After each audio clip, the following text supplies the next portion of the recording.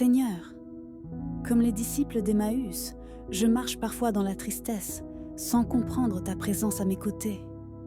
Ouvre mes yeux, réchauffe mon cœur, que ta parole me redonne l'espérance. Reste avec moi quand le soir tombe. Fais-toi reconnaître à nouveau, dans le silence, dans le pain, dans l'amour. Toi, le vivant. Amen. Évangile de Jésus-Christ selon saint Luc. Le même jour, c'est-à-dire le premier jour de la semaine, 2 disciples faisaient route vers un village appelé Emmaüs, à 2 heures de marche de Jérusalem. Et ils parlaient entre eux de tout ce qui s'était passé.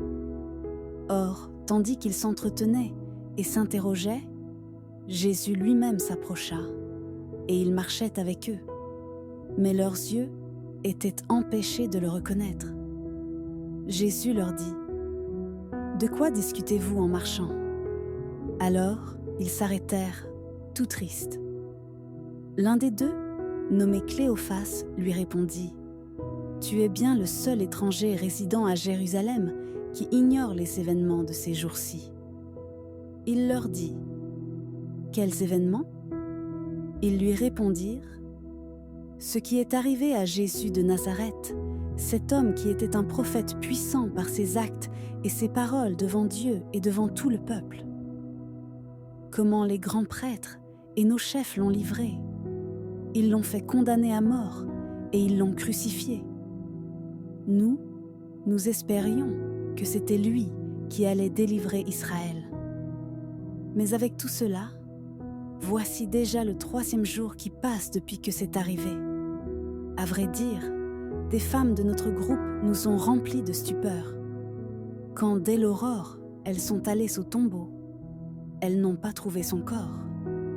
Elles sont venues nous dire qu'elles avaient eux-mêmes eu une vision, des anges qui disaient qu'il est vivant.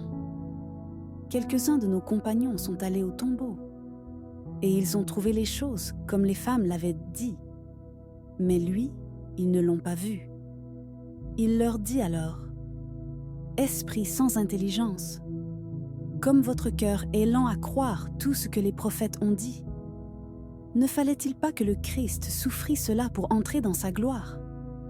Et, partant de Moïse et de tous les prophètes, il leur interpréta, dans toute l'Écriture, ce qui le concernait.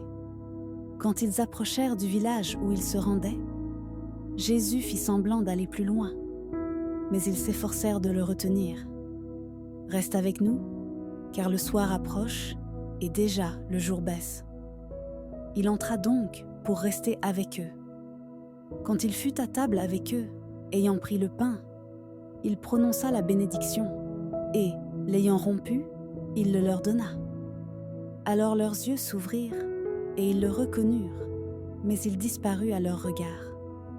Ils se dirent l'un à l'autre : « Notre cœur n'était-il pas brûlant en nous, tandis qu'il nous parlait sur la route et nous ouvrait les Écritures ?»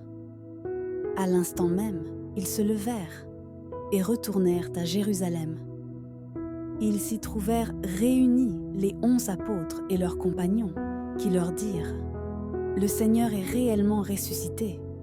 Il est apparu à Simon-Pierre. » À leur tour, ils racontaient ce qui s'était passé sur la route et comment le Seigneur s'était fait reconnaître par eux à la fraction du pain.